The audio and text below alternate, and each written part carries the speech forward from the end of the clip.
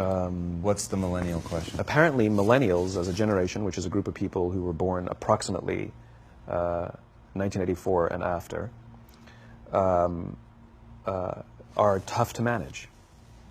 And they're accused of being entitled and narcissistic and self-interested, unfocused, lazy.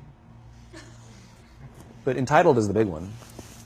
And because they confound leadership so much, what's happening is leaders are asking the millennials, what do you want? And millennials are saying, we want to work in a place with purpose, love that. We want to make an impact, you know, whatever that means. We want free food and beanbags. And so somebody articulates some sort of purpose, there's lots of free food and there's beanbags, and yet for some reason they're still not happy. And that's because they're missing, there's a missing piece. What I've learned is that I can break it down into 4 pieces, right? There are four things, 4 characteristics. One is parenting, the other one is technology, the third is impatience, and the fourth is environment. The generation that we call the millennials, too many of them grew up subject to, not my words, failed parenting strategies, you know? Where, for example, they were told that they were special all the time. They were told that they could have anything they want in life, just because they want it, right? They were told, some of them got into honors classes, not because they deserved it, but because their parents complained. And some of them got A's, not because they earned them, but because the teachers didn't want to deal with the parents. Some kids got participation medals. You got a medal for coming in last, right? Which the science we know is pretty clear, which is it devalues the medal and the reward for those who actually work hard. And it actually makes the person who comes in last feel embarrassed because they know they didn't deserve it. So it actually makes them feel worse, right? So you take this group of people and they graduate school and they get a job and they're thrust into the real world, and in an instant they find out they're not special, their moms can't get them a promotion, that you get nothing for coming in last, and by the way, you can't just have it because you want it, right? And in an instant, their entire self-image is shattered. And so you have an entire generation that's growing up with lower self-esteem than previous generations.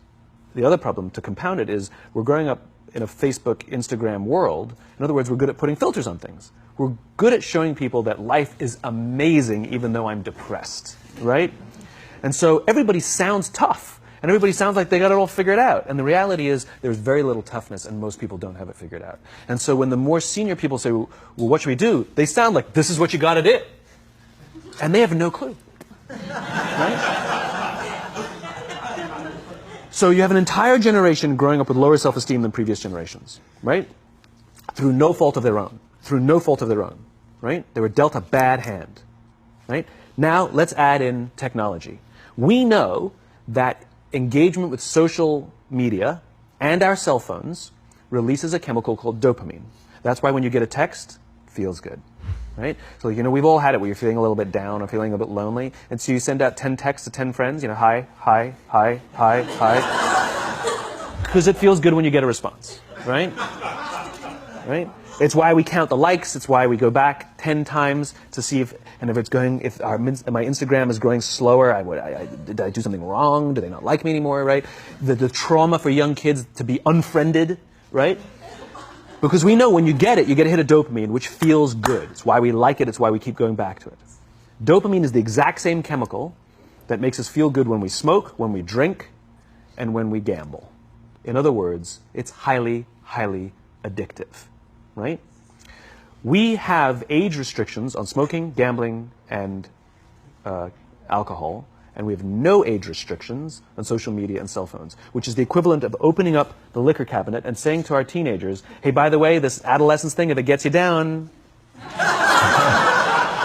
But that's basically what's happening. That's basically what's happening, right? That's basically what happened. You have an entire generation that has access to an addictive, numbing chemical called dopamine through social media and cell phones as they're going through the high stress of adolescence. Why is this important?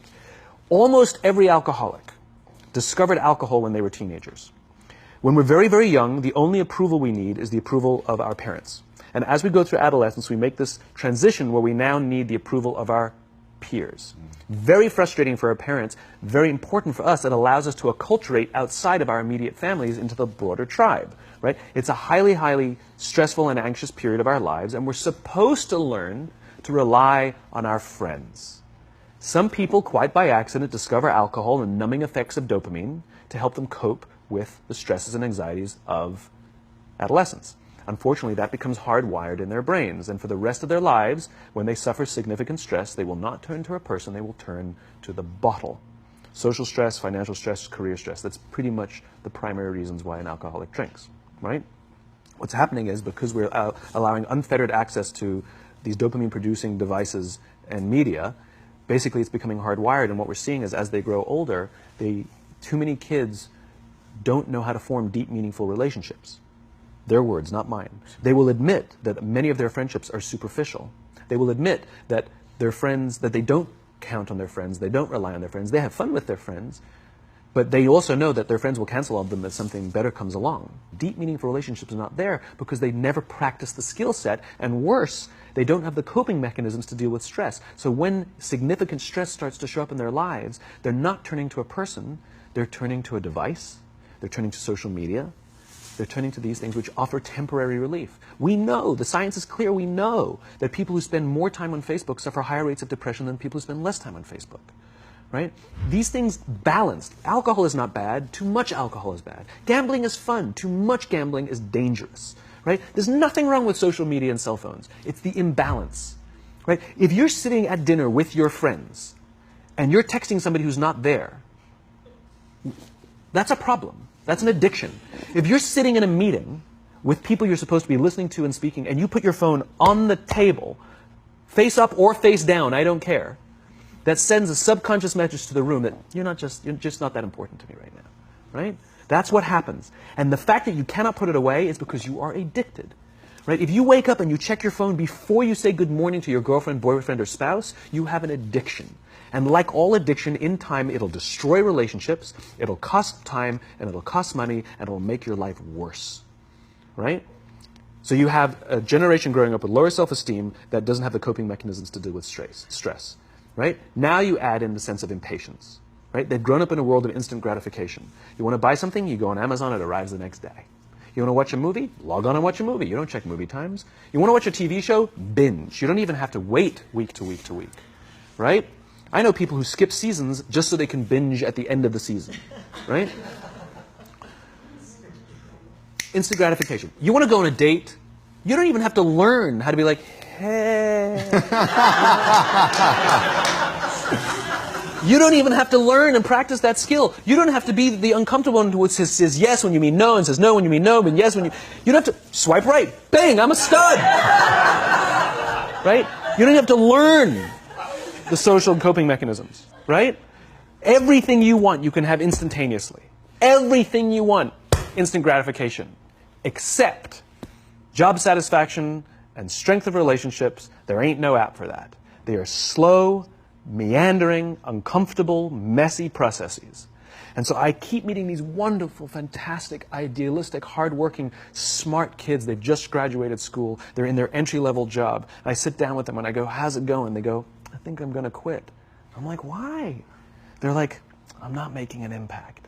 I'm like, you've been here 8 months. You know? It's as if they're standing at the foot of a mountain and they have this abstract concept called impact that they want to have in the world, which is the summit. What they don't see is the mountain. I don't care if you go up the mountain quickly or slowly, but there's still a mountain. And so what this young generation needs to learn is patience.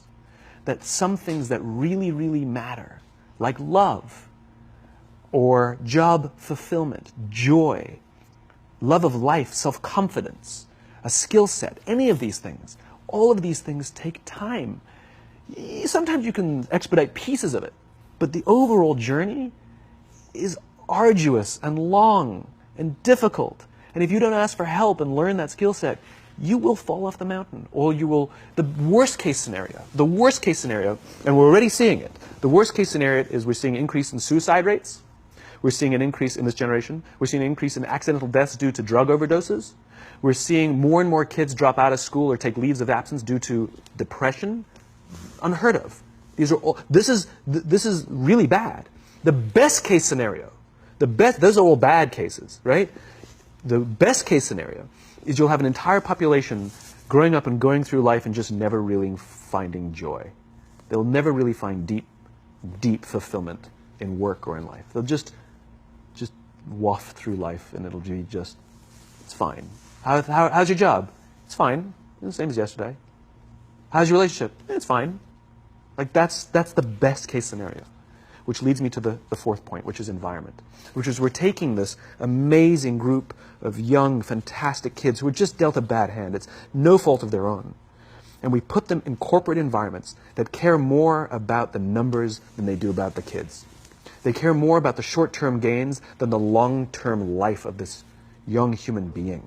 We care more about the year than the lifetime, right? And so we are putting them in corporate environments that aren't helping them build their confidence, that aren't helping them learn the skills of cooperation, that aren't helping them overcome the challenges of a digital world and finding more balance, that isn't helping them overcome the need to have instant gratification and teach them the joys and impact and the fulfillment you get from working hard on something for a long time that cannot be done in a month or even in a year.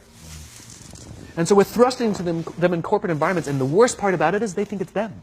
They blame themselves. They think it's them who can't deal. And so it makes it all worse. It's not. I'm here to tell them it's not them.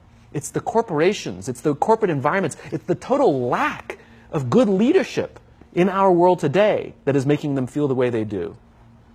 They were dealt a bad hand, and I hate to say it, but it's the company's responsibility. Sucks to be you. Like, we have no choice, right?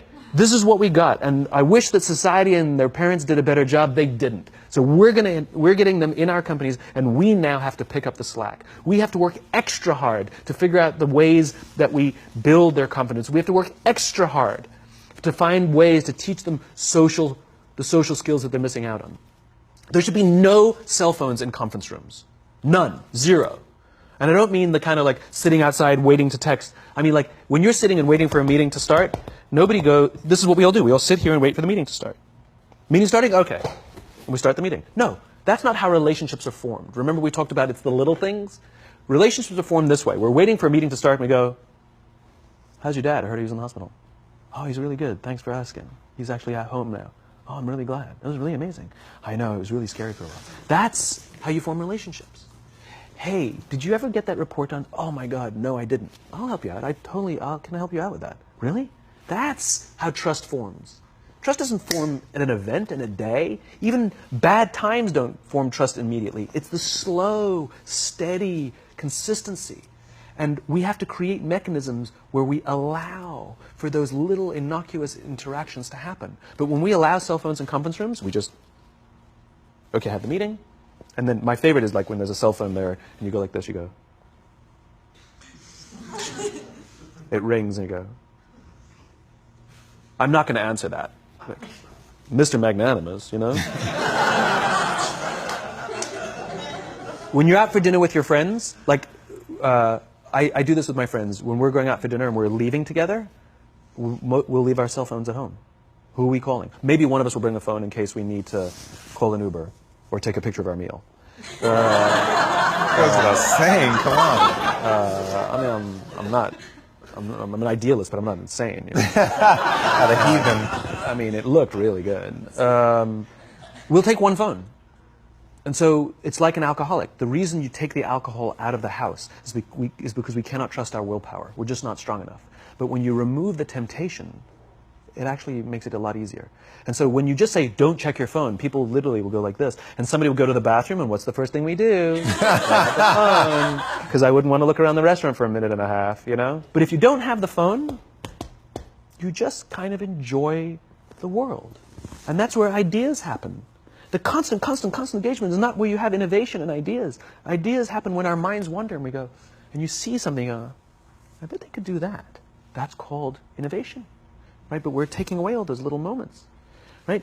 You should not, and none of us should charge our phones by our beds. We should be charging our phones in the living rooms, right? Remove the temptation. You wake up in the middle of the night because you can't sleep, you won't check your phone, which makes it worse.